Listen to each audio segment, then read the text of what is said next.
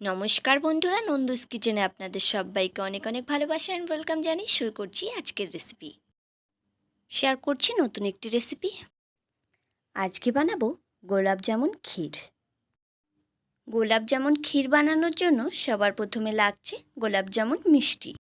এখানে 5টা গোলাপ জামুন অর্ধেক করে কেটে নিয়েছি।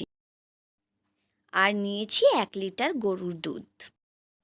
আর কি কি উপকরণ লাগছে এবার একটু দেখে নিন।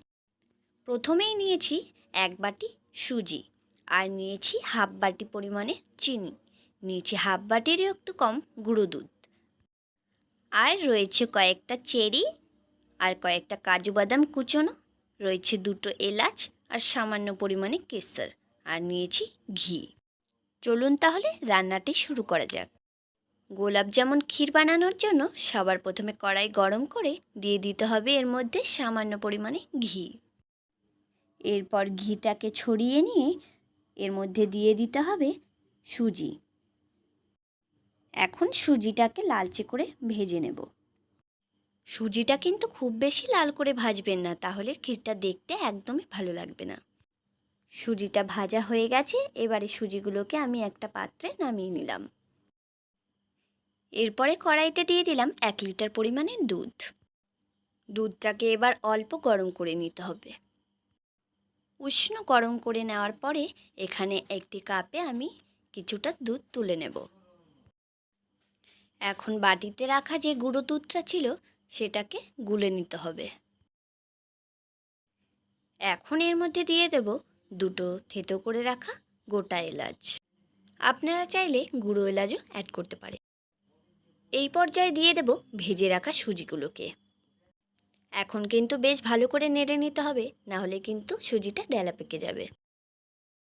এখন দিয়ে দিলাম হাফ চা চামচ লবণ। দেখতেই পাচ্ছেন সুজিটা এখন ফুটতে শুরু করেছে। এখন দিয়ে দিতে হবে চিনি। চিনির পরিমাণটা কিন্তু একটু কম দিতে হবে। এই পর্যায়ে কেটে রাখা গোলাপ জামুনগুলোকে দুধের মধ্যে ছেড়ে দিতে হবে। যদি আপনারা পছন্দ করেন তাহলে গোলাপ জামুনের পরিমাণটা আরেকটু বেশি দিতে পারেন। এখন ক্ষীরটাকে খুব সাবধানে নেড়ে নিতে হবে। খুব বেশি ঘন ঘন নাড়া যাবে না, তাহলে আবার মিষ্টিগুলো ভেঙে যাওয়ার সম্ভাবনা আছে। এই পর্যায়ে দিয়ে দিতে হবে কেশর। কেশরটা দেওয়ার জন্য ক্ষীরের স্বাদ ও গন্ধ একদম আলাদা রকম আসবে। তবে আপনাদের কাছে যদি না থাকে তাহলে নাও দিতে পারেন। এইভাবে গোলাপ জামুনের ক্ষীর বানিয়ে কোনো একটি বিশেষ দিনে আপনার বিশেষ মানুষটিকে মিষ্টিমুখ করাতে পারেন। এরপর দিয়ে দিচ্ছি গুলে রাখা গুঁড়ো দুধ।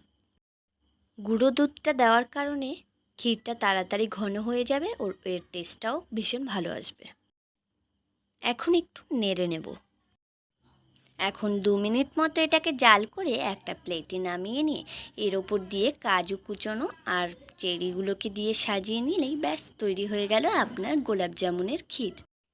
এইভাবে কিন্তু অবশ্যই একদিন আপনার বাড়িতে গোলাপ জামুনের ক্ষীর বানিয়ে আমাকে কমেন্ট করে জানাবেন যে আপনার বানানো ক্ষীরটা কেমন খেতে হয়েছে। এতক্ষণ যদি আপনারা আমার ভিডিওটি দেখে থাকেন তাহলে ভিডিওটা আপনাদের নিশ্চয়ই ভালো লেগেছে। আর যদি ভিডিওটি একটু আপনাদের ভালো লেগে থাকে তাহলে প্লিজ একটা like, share, comment and subscribe করে আমার চ্যানেলটির পাশে থাকবেন।